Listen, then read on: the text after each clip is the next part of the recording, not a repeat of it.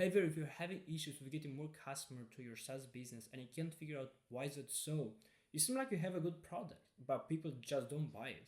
Well, this might happen to these three reasons, which I'm about to explain into this video. Now, for those that don't know me, my name is Nichita. I run an advertising agency called Mode Media Agency, where we help SaaS businesses get more customers on a day-to-day basis without having them in the whole process, so we can focus on growing their company.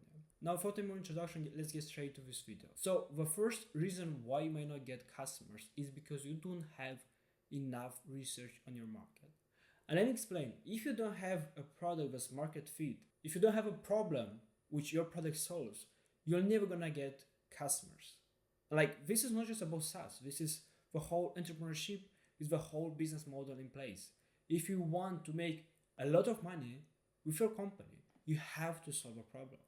And if a problem is not big enough, you don't have enough demand for that problem, the chances of you getting to where you want to go, there still are, but it's not that big because that problem doesn't have enough demand. If you want to understand if you know your market great and if you have enough demand, simply do research. Do as much research as possible. You can do two ways of research: qualitative research and quantitative research. Qualitative research is about not getting as much data, but getting as better data as possible.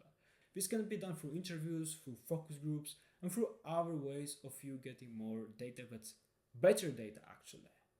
And quantitative data is getting as much data as possible without even looking if the data is in place or not.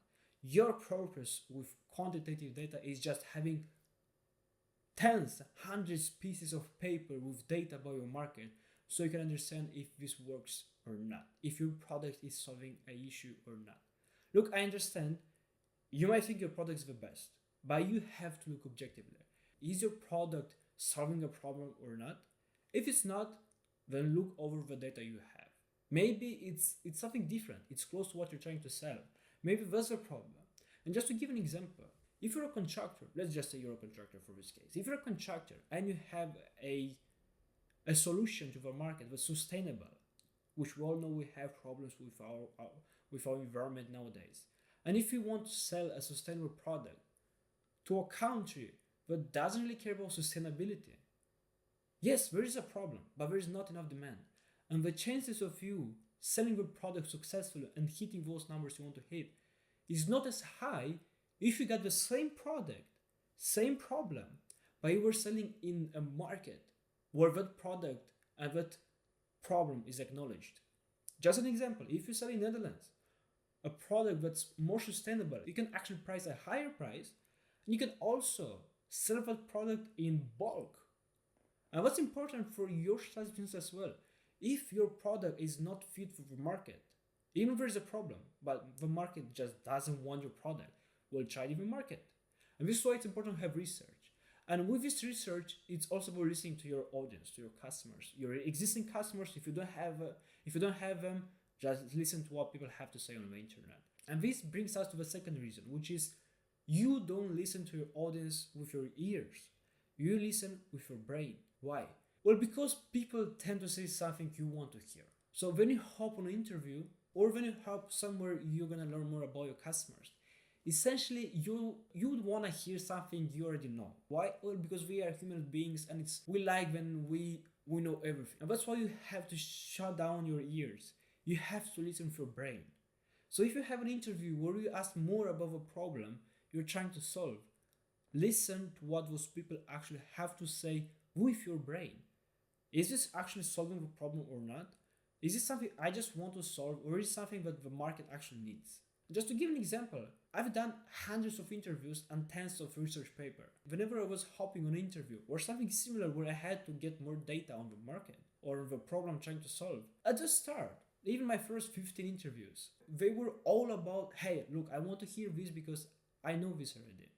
And I would never think about, well, do I actually know this or not? And then I started to think about what I don't know and what I actually need to know. Everything moved for me, for customers, and for our personal projects that I've done in the last couple of years. So that's why you have to listen to your brain. And this moves us to the second reason why your customers might not buy your product. You simply don't have enough reach.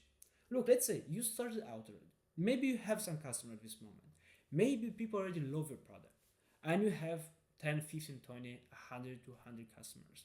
And you hit already some good numbers. But you simply can't figure out why you can get more people. You've tried referrals, you've tried affiliate marketing, and you're just stuck. You don't know what to do, you don't know how to improve. Well, this is what you need. You need cold campaigns. Now, cold campaigns can be done through various channels. If you're in B2B, B2C, it doesn't matter. You need as much cold people as possible. Why? Well, think of your market in size numbers. You may have hundreds and hundreds of thousands of people in your market, and you only have 100 people. Can you get more customers? Well, yeah, there's a big gap between what you have and what the market has. So how do you do it? Well, you simply reach out to them.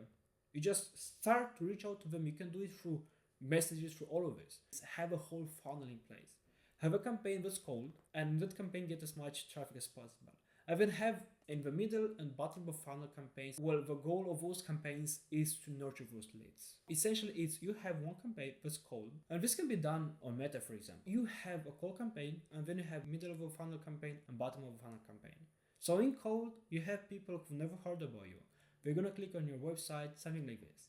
In the middle and bottom, you have something like product demo, what people think about your product, testimonials, UGC content. And you have all the content in a whole strategy, which then you push on the market. And you do it through paid channels like Meta, as I said, or you can do it through Google, through LinkedIn. It's up to you. What I usually advise my clients is have cold campaign, then have campaigns that are warmer for all warmer audiences. And that's how you're gonna get more customers to your SaaS business. And those are 3 reasons why your customers might not buy from your SaaS business. Now, if you enjoyed this video, don't hesitate to like this video so the algorithm can push to more SaaS businesses that might actually need to hear this. Comment on this video if you have some other issues that I can help you with. Now, if you're a SaaS business who's looking to get a company who's dedicated and ready to help you with a proven concept of getting more customers on a day-to-day basis, then click the link below and book a meeting. And I'm not gonna lie, it's a funnel where I try to sell you something. So if you don't want it, it's up to you. If you're interested, book the link below and I'll see you there. Thank you for watching, and I'll see you in the next video.